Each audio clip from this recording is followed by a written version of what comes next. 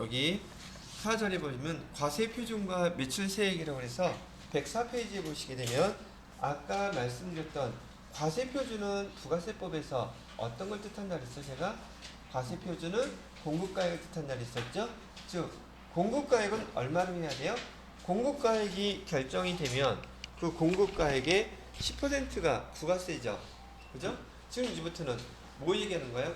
조금 전까지는 저기 재화의 공급 시기에 대해서 얘기했잖아요.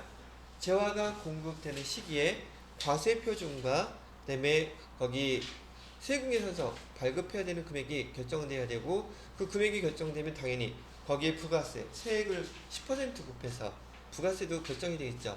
지금 그거 설명하고 있는 거예요. 근데 그 전반적인 내용은 아까 다 설명을 해드렸단 말이죠. 여기서 이제 추가로 구분해야 될 거 과세표준이라고 얘기하는 이 과세표준은 부가세법에서는 공급가액을 의미합니다. 그 중에서도 매입이 아니라 매출.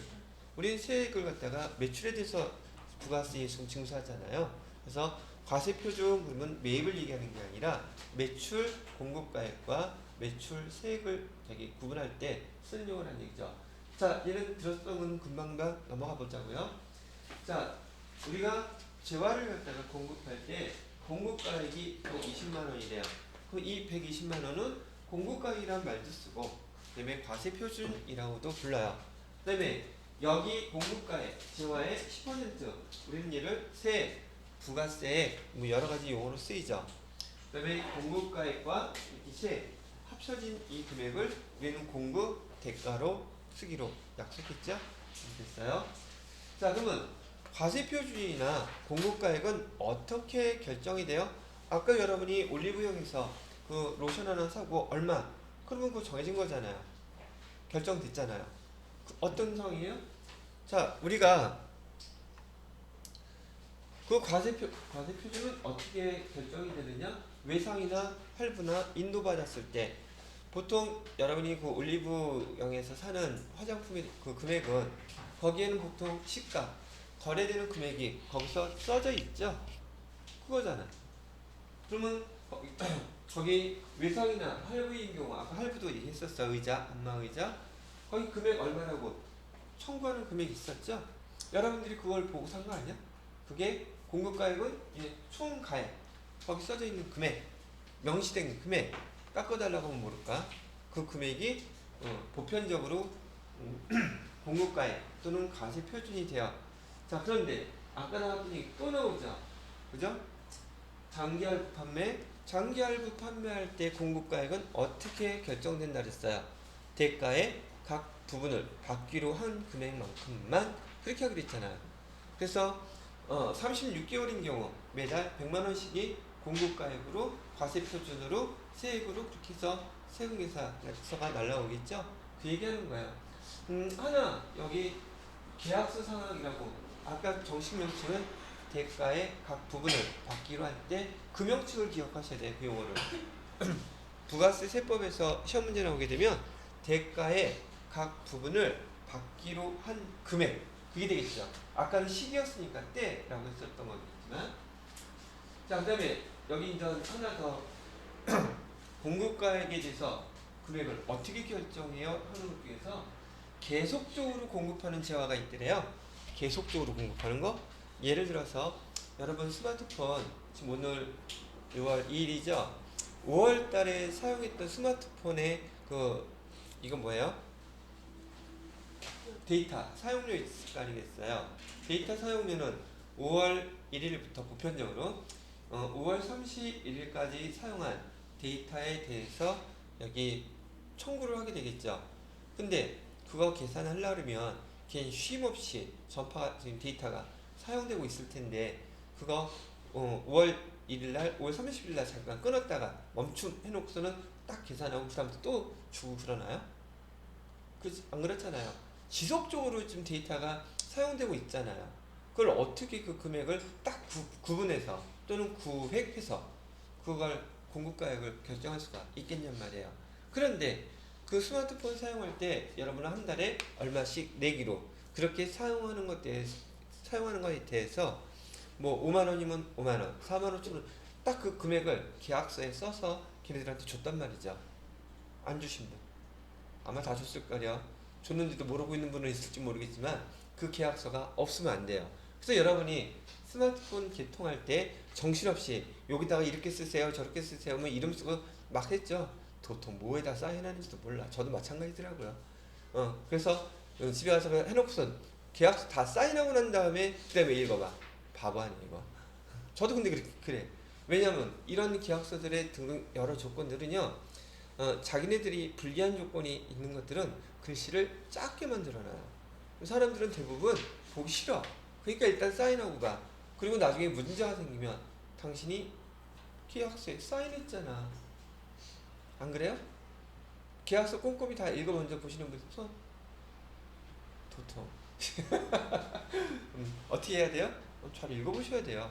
특히나 이제 회사 생활하실 때는 이 계약서는 엄청나게 중요한 겁니다. 사인 아무데나 하시면 사실 안 되는 거예요. 귀찮으니까 에이 뭐 5만원 3만원 4만원 하고 말지 하고 사인하는지 모르시겠지만은 설마 그 사람 그 설마 조심해야 됩니다. 서류는 내가 직접 사인한 거기 때문에 거기 밑에 어떤 내용이 들어가는지 몰라요. 통신 이런 이동통신자 뭐 이런 것들은 표준화돼 있어서 올라와 있는 것들이 공개되는 것들이 있기 때문에 문제가 안 되지만 개인들하고 거래할 때는 특히나 그건 조심하셔야 돼요. 꼭 읽어보셔야 됩니다. 빨리 사인하라고 독촉하는 사람일수록 더 조심해야 돼요. 아시겠죠? 자, 받으시고 천천히 읽어보시고 사인하세요. 그러면 조금 그나마 안심해주시는데 서두르는 사람, 서두르는 사업자 이런 건 정말 조심해야 돼요. 자, 그래서 계속적으로 공급하는 것 대표적인 게 스마트폰하고 전기료예요. 전기료 한 달치 계산하기 위해서 잠깐 끊었다가 다시 계산 이렇게 안 하죠. 이거는 마찬가지로 전기 공급 계약이라는 계약서가 있었어가지고 여러분들이 직접 사인하지 않으셨다 할지라도 그 집에 전기가 공급되는 한 누군가가 거기에 대해서 돈 내기로 지급하기로 사인을 해 놓았답니다. 그 거래 이용별로 아까 공급 시기 하나 설명하고 나니까 이 용어들도 똑같이 한꺼번에 다 이해가 되시는 거죠. 됐어요? 공급가액은 이렇게 결정이 된다고 얘기하는 겁니다. 자, 그 다음에 밑에 그러면 공급가액을 결정할 때 공급가액이 어떻게 결정되는지 요거는 여러분이 좀 구분해서 봐둘 필요가 있어요. 내용을 뭐 외우려고 하지 말고요. 제가 암기하라는 거 그것만 딱 기억해 놓으시면 돼요.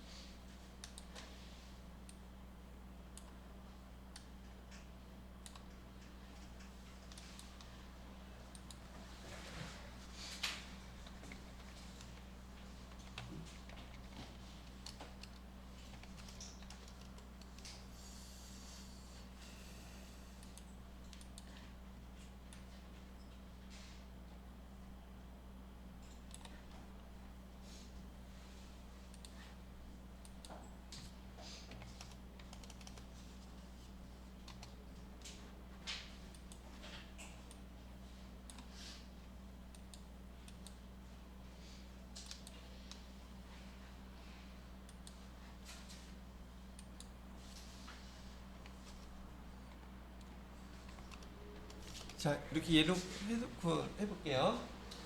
자, 지금 과세 표준에 포함되어야 되는 금액인지 아닌지를 갖다가 구분을 해보고 싶대요. 과세 표준에 포함된다? 자, 여러분이 지금부터는 판매하는 사람이에요. 판매자라고 생각하시고서요. 지금 우리가 공급가액 현재 계산하지 않고 현재 우리 물건의 재화의 값은 지금 10만 원이에요. 그런데 다음과 같은 게 발생이 됐대요. 그러면 이 재화의 공급가액, 즉 과세표준은 얼마가 되어야 되겠습니까? 이렇게 물어봤을 때 여기 보시게 되면 이자 상등의 이거 모르겠고 운송보험료, 산재보험료, 운송비 이거 어디서 많이 듣던 거죠. 자, 우리가 상품을 재화를 사갖고 왔어요. 사갖고 온 금액이 10만 원짜리야. 근데 얘를 사갖고 옴으로 인해서 이런 것들이 발생할 수 있겠죠. 사갖고 올 때. 그러면 우리가 재무회계에서 배웠던 이런 부대비용이죠. 이런 부대비용 여기다가 포함을 시켜줘야 돼요. 포함시키면 안 돼요. 그러면 공급가액은 10만 원이 돼야 되겠습니까? 13만 원이 돼야 되겠습니까? 그러면 이 내용들 별거 아닌 것 같으면 쭉 읽어보시면 과세 표준에 포함시켜야 되나 말아야 되나 과세 표준에 포함시켜야 되겠죠. 이 항목들은 어떤 항목이니까 부대비용 항목들이니까. 또 이게 다 외울래요? 외우시든지.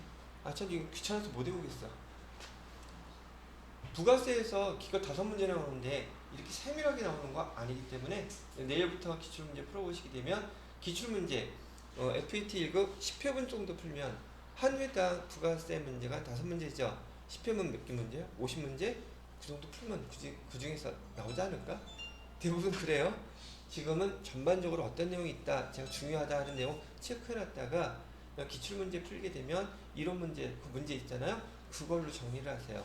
그러면 매번 나오던 문제가 똑같이 계속 나와요. 그 중에 제일 잘 나오는 것 중에 하나가 부가가치세의 특징. 그다음에 아까 얘기했던 불공상 6가지. 걔는 실무에서도 나오죠. 그다음에 간주공고, 간주임대료 요거 나오던 게 계속 말로 나와요. 그럼 그거 갖고 50문제만 잘 정리해놓으면 굳이 따로 막 찾아다니면서 공부하고 그러는 거 아니에요. 그 시간 많을 때 하는 일이고, 많아도 이거 하면 안 돼. 우리는 실기해서 여기 하셔야 되죠. 자, 이번에는 과세 표준에 포함은 안 되는 거래요. 자, 똑같이 공급가격 지금 현재 10만원짜리인데 이번에는 여러분이 물건을 재화를 사는 사람, 구매자 입장에서 한번 생각을 해보세요. 자, 이거 10만원이에요. 근데 여기 나한테 오기 전에 파손됐어. 금액은 2만원이래. 그 내가 내야 돼요? 말아야 돼요? 그럼 공급가액은 10만원이 돼야 되겠어요? 2만원 뺀 8만원이 돼야 되겠어요? 여기서 봐봐. 애누리, 환입, 매출 할인받은 거 2만원이래. 그럼 공급가액은 10만원이 돼야 돼요? 2만원이 돼야 돼요? 이건 재무회계에서 배웠던 내용이잖아요. 원래는 10만원짜리인데 할인해 주기로 했어. 2만원. 그럼 나는 얼마 내야 돼요? 공급가액은 얼마가 돼야 돼요? 과세 표준은 얼마가 돼야 돼요? 지금 그 항목 구분하는 거야. 이런 거 됐어요? 근데 이거 지워야 되니까.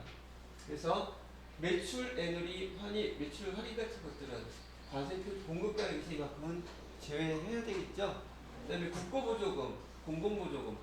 이런 공공보조금 하나 예를 들어 드리면 이런 거죠. 국가에서 S20을 갖다가 국민들이 다 사용하게끔 해주고 싶대. 너무너무 잘 된 거고, 그러면 여러 가지 혜택 좋아지는 것들이 많으니까 효율성이라든지. 그래서 S20 사시는 분들한테 30만원씩 무조건 지원해주라고 그 회사에다 돈을 줬어. 얘는 그러면 연체와 용역 공급과 관련이 있죠.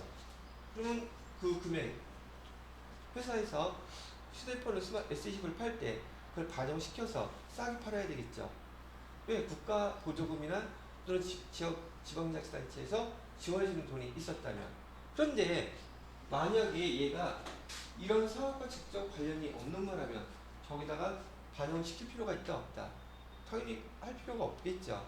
그래서 공급가액을 10만원 기준으로 했을 때 다음과 같은 사항들은 여기 과세 표준에 포함시키면 안 되는 것들이란 얘기니까 이만큼을 2만원이라고 해서 빼버리면 과세 표준은 얼마가 된다?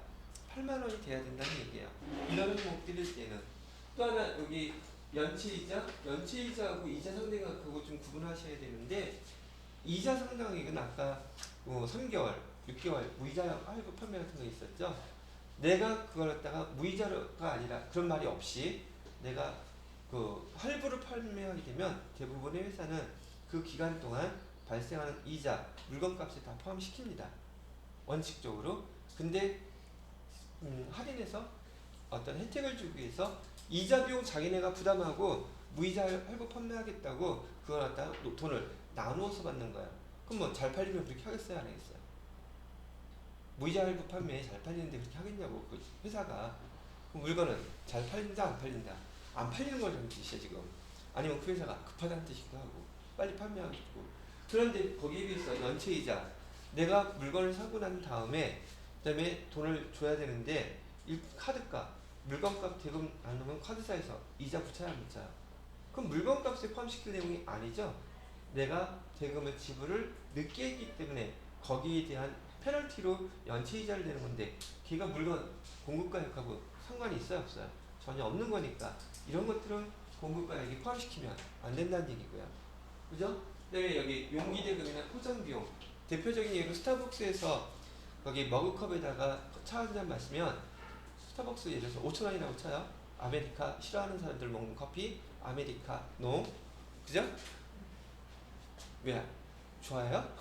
그럼 뭐 더 맛있는 캐러멜 마키아토를 드시든지 그걸 먹는데 그 머그컵이 사용하게 되면 그 머그컵 비싸잖아요 좀 그러니까 5,000원 플러스 1,000원을 더 달래 그건 용기에 대한 그 금액이에요 보증금 그럼 6,000원 내면 거기 커피하고 먹을 잔 주겠죠 마시고 그 용기를 갖다가 반납하면 1,000원 돌려주겠죠 이랬을 때 그 컵 아메리카노의 값은 5,000원인가요? 즉 공급가의 과세표준 5,000원이어야 되나요?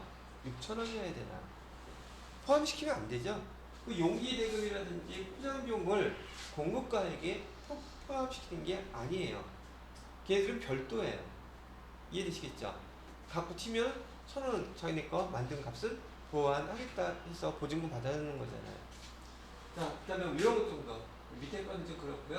자, 지금 우리가 공급가액 또는 그 과세 표준을 우선 정해야 되는데 정할 때 과세 표준에 포함시키는 내역 얘는 과세 표준에 포함시키지 않는 내역 그렇게 해서 이런 과세 표준이 결정됐어요. 얼마라고?